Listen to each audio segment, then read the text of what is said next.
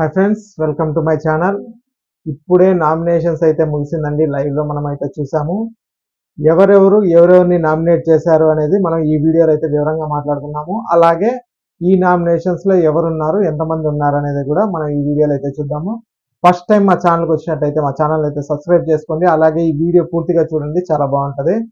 లాస్ట్లో అయితే ఒక లైక్ అయితే వేయండి. డెఫినెట్గా మీరు ఇచ్చే లైక్ నాకు కాస్త ఎంకరేజ్మెంట్గా ఉంటుంది ఇలాంటి వీడియోస్ చేయడానికి. ఇప్పుడు వివరాల్లోకి వెళ్దాం.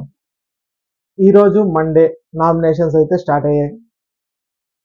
మనం అనుకున్నట్టు కొంతమంది కంటెస్టెంట్స్ హీటెడ్ నామినేషన్స్ అయితే జరిగింది. మనకు ప్రోమోల గురించి చూపించారు ఎవరెవరిది అనేసి.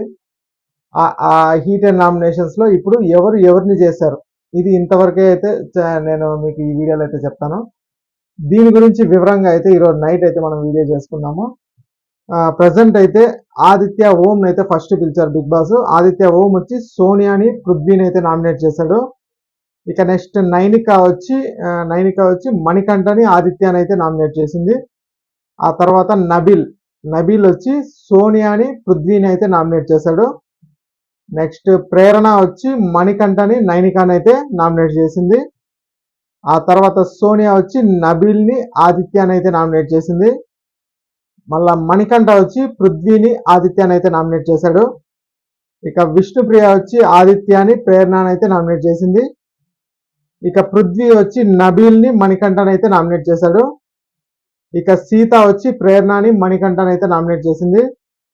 ఇక యష్మి వచ్చి మణికంఠని, సోనియాని అయితే నామినేట్ చేసింది.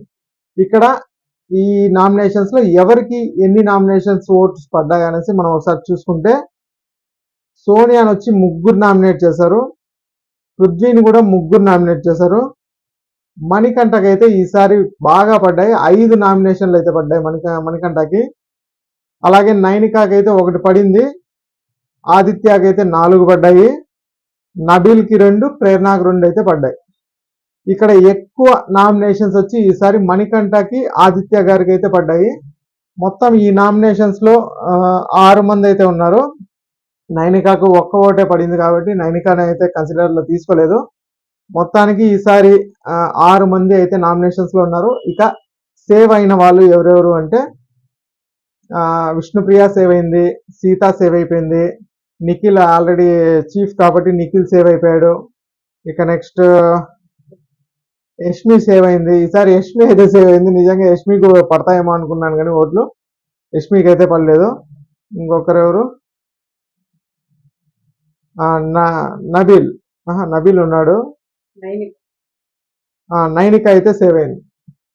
మొత్తం 5 మంది అయితే సేవ్ అయ్యారు. 6 మంది అయితే నామినేషన్స్ లో ఉన్నారు. ఇక ఈ వీడియో నచ్చినట్లయితే ఒక లైక్ అయితే వేసుకోండి.